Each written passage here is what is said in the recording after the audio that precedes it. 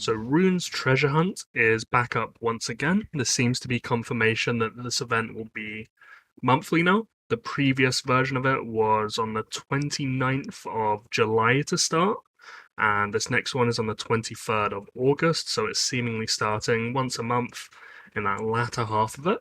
And in my first video on the event, I said that I was tracking data on it, and I would come out with a follow-up video going over exactly how efficient this event is in terms of buying weapons and comparing it to the alternate purchase options. So I have here all the tracking data mapped out.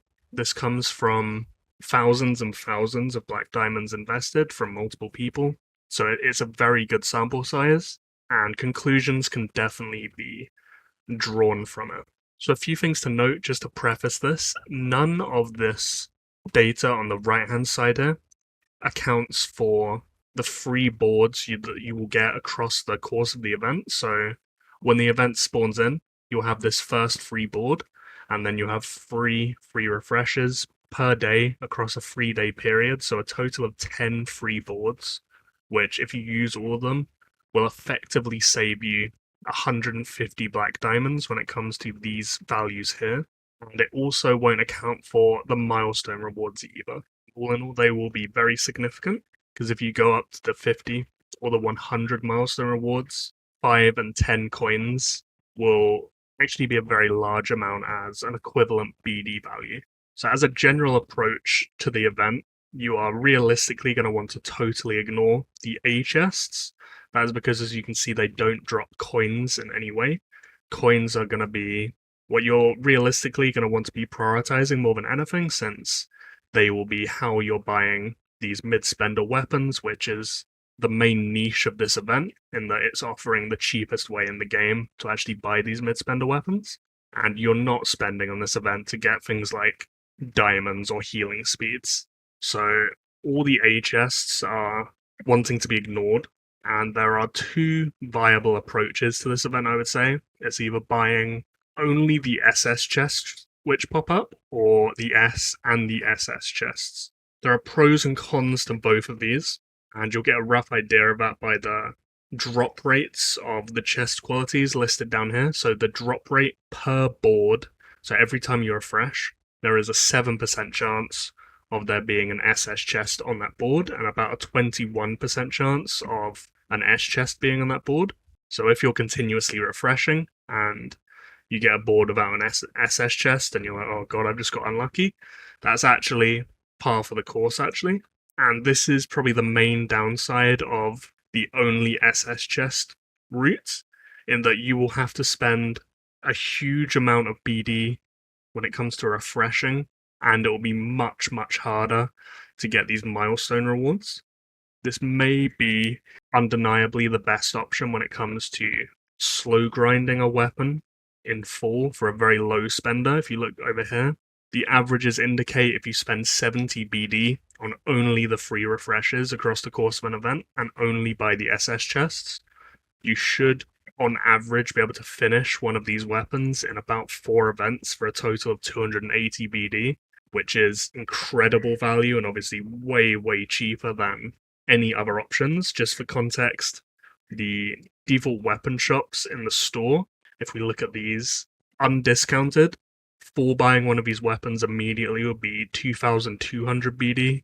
If you buy it across 2 weeks and don't buy that final pack for a bit more efficiency, it'll be 2,000 BD undiscounted. If you buy it with full Monday coupons, it will be 1,540 BD for a full weapon.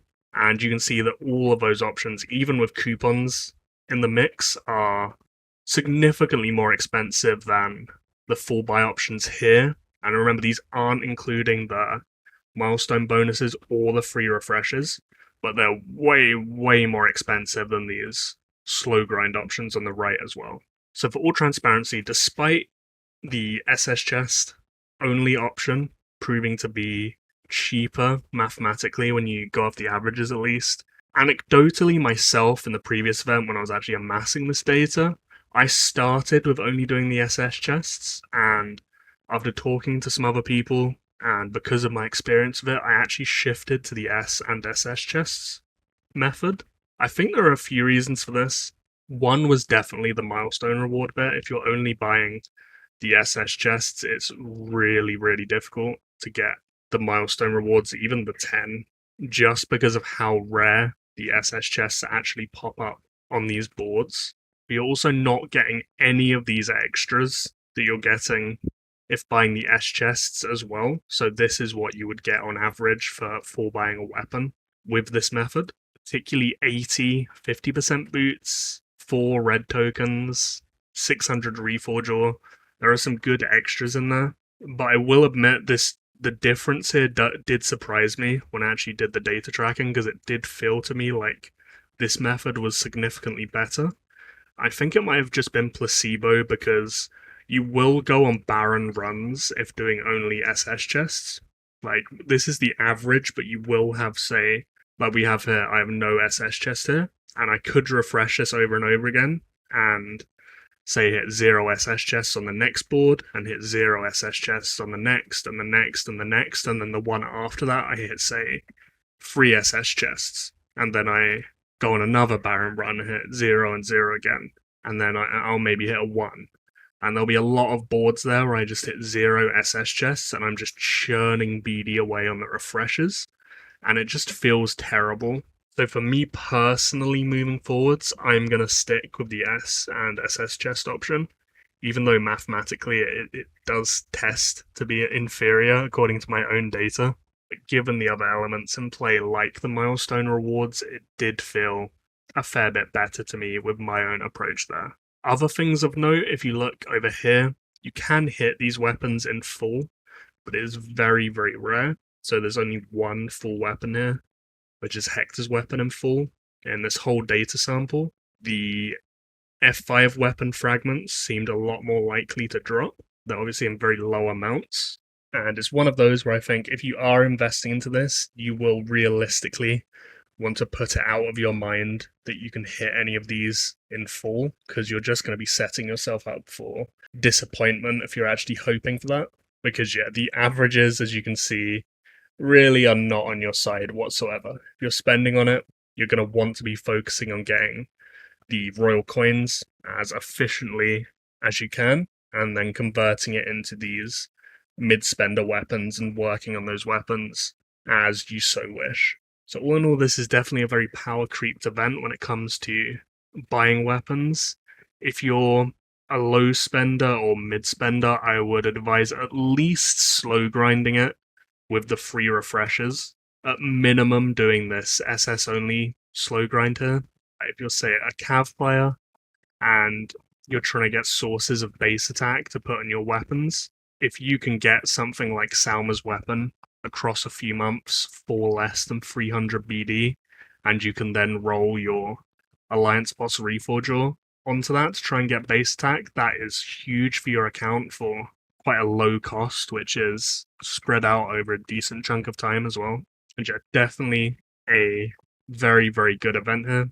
Make sure to just ignore these A chests, they're terrible. Make your own decision between going for only SS chests or S and SS chests. Those are the two best options available to you.